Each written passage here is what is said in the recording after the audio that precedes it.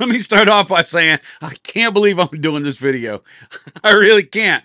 But I've had people ask me over the years, and a couple people have been serious about, hey, will you do a video on how you bend your hat? How you take a perfectly good hat like this and turn it into a hat like this? I tell you what, we're going to get into it. But before we do, all right, here's the deal. When I was a little boy in playing Little League Baseball in Florida, hot, hot, hot. And everybody would take their ball caps and they curl it down so it made like a tube so the sun kept out of your eyes and this and that. I got to be different. And so I got my mama to buy me them sunglasses that flip up, right? I was in the outfield way right, way right. They put me out there because they had to. It was in the rules. You had to play one inning, and I was that kid. And so I had to have the sunglasses that flipped up. And mom, she wanted me to feel special, and she bought me those. And so I couldn't curl my hat because then the glasses wouldn't be there. And so I bent the edges of the hat so I'd have that there and my glasses would fit. And that's where it started. And then when I started doing Bob the Cigar Guy, I knew I needed a hook. I needed something that made me different because I'm not good. My palate's not great. So I needed to have something there as well. And so I bent my hat this way. Right? Somebody called it the box press. Man, I wish I was smart enough to call it the box press or to write down the guy's name to give him the shout out. But this is my hat, and this is me. So this is a regular hat, a Bucky's hat, brand hammer new, right? Pull that off. Let's get rid of that. So this is the hat. Now, you can bend it different ways. You see how this one's wider? See how this one's narrower? It just see it doesn't, it's not the same. It's deeper. It matters on your head. I got a big watermelon head, so if I square up the sides, it makes my head look a little bit thinner, but not much. But you don't want to have a little narrow slot right there, and then it makes your head kind of go. You don't want it too wide. You just want to kind of go. And what I usually do is I use these references, these little threads, because the worst thing you want to have is a hat that is bent.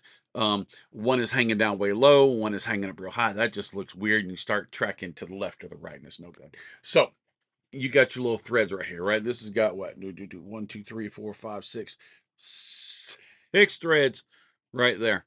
So whatever threads I do on here is another threads I do on here. And the first thing I'm going to do, now you don't need any special tools. You don't. Some people ask me if I have a jig, and I said no. Some people ask me if I have a block of wood and a hammer, and I say no, not really. But I will be spill the tea. I'm gonna tell you the secrets. Not that I would suggest anybody bend their hat that way. First thing I want to do is I want to straighten it out, right? Just because I'm going to kind of look at it and I'm going to figure out kind of where I want to be. Now, when you bend the hat like this, you're going to get a pucker. You're going to get a pucker right there. So some hats will have more pucker than others, so you need to be aware of that as well. No manufacturer's ever said to do this. So what I'm going to do is I'm going to go 1, 2, maybe 3. I'm going to go into that spot. I'm going to get a bend. It's real simple. You're just going to kind of stay on the line and give that heifer a bend. Right now, before you bend it all the way, here's the veteran trick. Before you bend it all the way, you go to the other side, get your bend on it. Just kind of look at it, straighten it down. It's off a little bit. See how it's off a little bit? How this side's a little lower than this side. So because I haven't bent it all the way, I can actually prise it around a little bit, and I can get it to be even. It's pretty even, right? It's not bad. And so then I'm gonna take, once I've got that crease where I want it, I'm gonna get it in there, and I'm gonna bend it real good. Oh man, my arms are big in this picture. Look at that right there. Boy, I look.